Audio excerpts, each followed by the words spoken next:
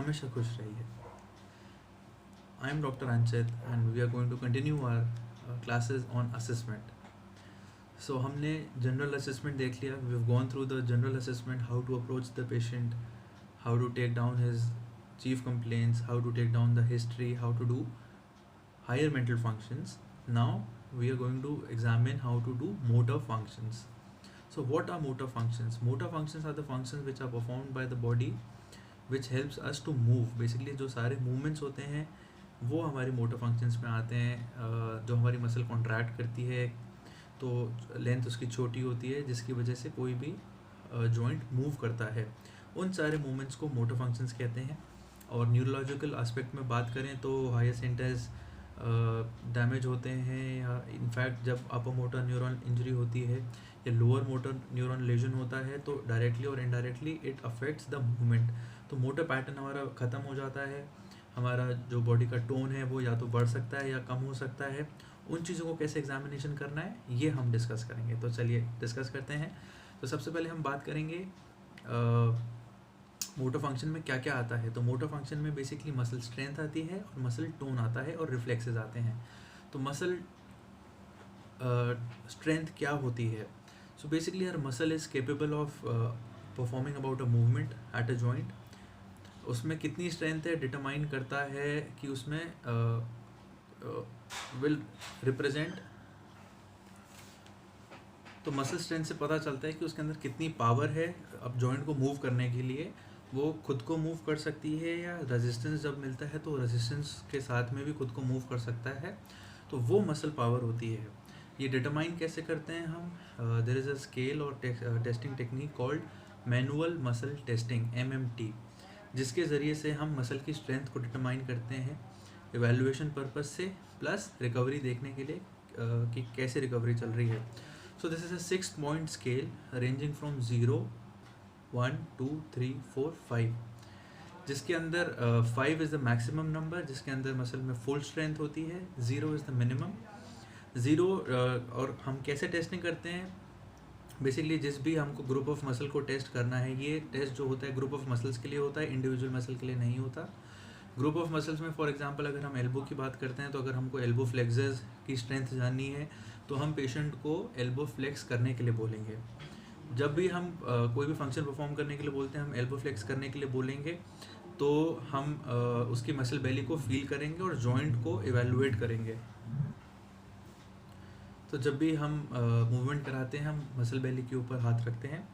सो 0 determines, जब action कराने के लिए बोलेंगे तो कोई जब when there is no contraction then it is termed as 0, मतलब पेशेंट ट्राई करेगा फ्लेक्स करने की एल्बो लेकिन मसल बिल्कुल भी कॉन्ट्रैक्ट नहीं होगी, फ्लिकर भी नहीं होगा, तो दैट इज़ टर्म्ड एज 0।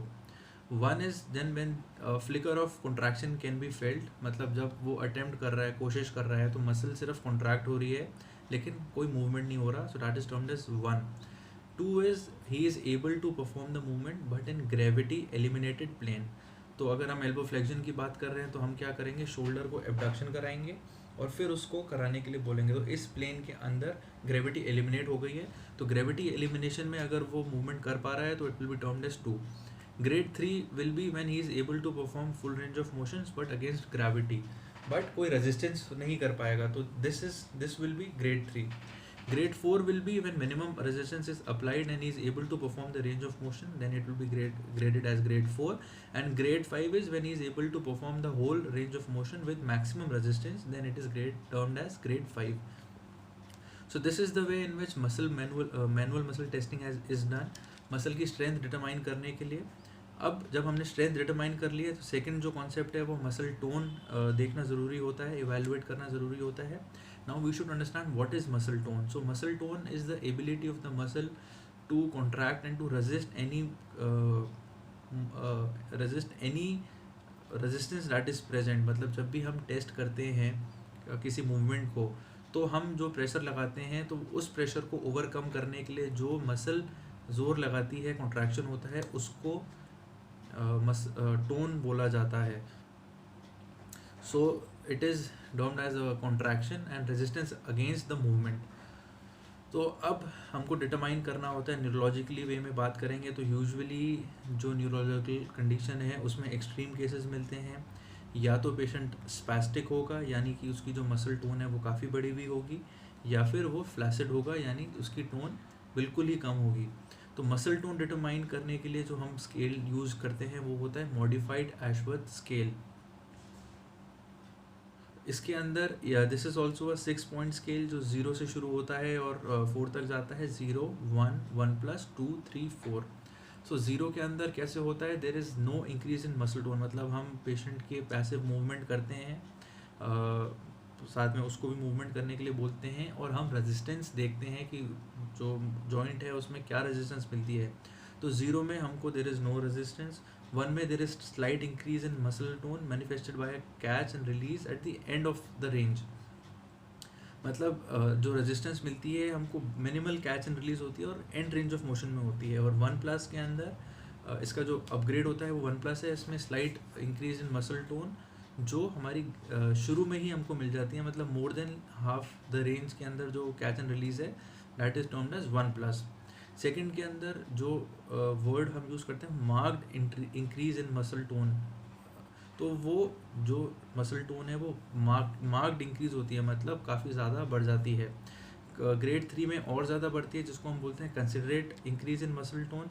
और फोर्थ में फाइनली जो पार्ट है वो एकदम ही मूव नहीं हो पाता जिसको हम बोलते हैं rigid. So 0 1 1 plus 2 3 and 4 is the pattern जिसमें हम मसल टोन डिटरमाइन करते हैं।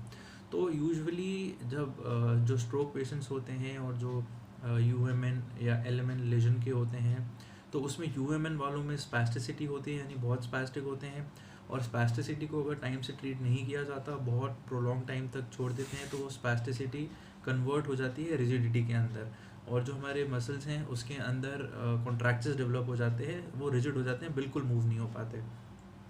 वाइल जो लोअर मोटर न्यूरॉन इंजरीज होती हैं उसके अंदर फ्लैसिडिटी पाई जाती है, यानी जो मसल हैं वो एकदम फ्लैसिड होती हैं, उनके अंदर बिल्कुल टोन नहीं होती है, वो आराम से आप पैसिव मूवमेंट्स करा सकते हैं। वाइल जो पेशेंट्स स्पैस्टिक के होते हैं उनमें पैसिव मोशंस कराने में दिक्कत आती है क्योंकि बहुत रेजिस्टेंस मिलता है। तो हमने मसल स्ट्रेंथ देख लिया, हमने रेजिस्टेंस, हमने मसल टोन देख ली। तीसरी जो मोटर एग्जामिनेशन में आते हैं वो है रिफ्लेक्सेस। रिफ्लेक्सेस क्या होते हैं? Reflexes basically again higher mental functions test करने का एक तरीका होता है जिसमें हम सुपरफिशली या डीप हम कोई एक्शन परफॉर्म करते हैं जिसकी रिस्पॉन्स में हमको बॉडी का रिएक्शन मिलता है, जो हम सुपरफिशियल रिफ्लेक्सेस या डीप रिफ्लेक्सेस में जिसको हम डिटरमाइन करते हैं। सो बेसिकली सुपरफिशियल रिफ्लेक्स हम जो हम करते हैं, we use the sensory integration. Sensory integration से हम स्पाइनल कनेक्टिविटी देखते हैं, स्पाइनल नर्व्स का इनर्वेशन चेक किया जाता है, जैसे कि इसके एग्जांपल्स हैं abdominal reflex, bulbocavernosus reflex, plantar reflex और anal reflex. For example abdominal reflex में हम क्या करते हैं, एब्डोमिनल मसल्स पे बहुत लाइट टच या कॉटन विस्प से लेते हुए दोनों क्वाड्रेंट्स की तरफ हम मूव करते हैं। इसका रिएक्शन हमको मिलता है एब्डोमिनल कॉन्ट्रैक्ट, एब्डोमिनल की जो मसल्स हैं वो कॉन्ट्रैक्ट करती हैं। वैसे ही जो बल्बोकैवर्नस रिफ्लेक्स है उसके अंदर हम जो ग्लैंस पेनिस है उस पर पिंच करते हैं, उसका रिएक्शन हमको मिलता है, जो बल्बोकैवर्नस मसल है वो कॉन्ट्रैक्ट करती है। क्रीमास्टिक रिफ्लेक्स होता है, उसके अंदर हम जो थाई है इनर साइड पे उसमें स्ट्रोक करते हैं इनवर्ड की तरफ, तो उसमें जो स्क्रोटम है ऊपर की तरफ उठता है, contraction of the scrotum note किया जाता है। और प्लांटर रिफ्लेक्स होता है जो बेबिंस्की साइन के लिए टेस्ट किया जाता है, जो बहुत कॉमन चीज़ है अपर मोटर न्यूरॉन और लोअर मोटर न्यूरॉन में डिस्टिंग्विश करने के लिए। इसके अंदर क्या करते हैं, आउटसाइड ऑफ द सोल में हम स्ट्रोकिंग करते हैं लेटरल साइड के ऊपर, जिसके अंदर हम बिग टो का मूवमेंट यूज नोट करते हैं। तो नॉर्मल सिनेरियो के अंदर वो बिग टो ऊपर की तरफ जाता है, यानी डोर्सीफ्लेक्स करता है। तो और जब पॉजिटिव होता है यूएमएन तो वो उसमें फ्लेक्शन होता है टो के अंदर। तो ये सुपरफिशियल रिफ्लेक्स होते हैं। और कुछ टेंडन, डीप टेंडन रिफ्लेक्स होते हैं जो बेसिकली डीप टेंडन्स हैं, उन पे टेस्ट किया जाता है, जैसे क्वाड्रिसेप्स के टेंडन के ऊपर चेक किया जाता है, या एंकल में अकिलीज टेंडन के ऊपर चेक किया जाता है, या एल्बो में एल्बो बाइसेप्स के टेंडन के ऊपर चेक किया, ट्राइसेप्स के टेंडन के ऊपर चेक किया जाता है। इसको चेक करने का तरीका ये होता है, जैसे अगर आप बाइसेप्स में बाइसेप्टिल टेंडन चेक कर रहे हैं तो पेशेंट को अपने हाथ को एकदम लूज़ रखने के लिए बोला जाता है, एकदम ढीला बिल्कुल ध्यान हटाने के लिए बोला जाता है, और बाइसेप्स का टेंडन आइडेंटिफाई करके हैमर के पीछे साइड से उसको स्लाइटली जर्क दिया जाता है। जब हम जर्क देते हैं तो देखा जाता है सडन जर्किंग होती है हाथ की, अगर वो प्रेजेंट होता है तो इसका मतलब वो इनर्वेटेड है, हाइट सेंटेंस से कनेक्टेड है। सो इसके अंदर हमने मोटर एग्जामिनेशन कवर किया, हमने देखा मोटर एग्जामिनेशन में मसल स्ट्रेंथ देखी, मसल टोन देखा और रिफ्लेक्सेस के बारे में हमने जानकारी दी। आज के सेशन में इतना ही रखेंगे, हम असेसमेंट कंटिन्यू रखेंगे नेक्स्ट सेशन के लिए। आई होप आप सबको समझ में आया हो। Thank you so much. This was powered by Jyoti Vidyapeeth digital version 2.0। Thank you, have a good day.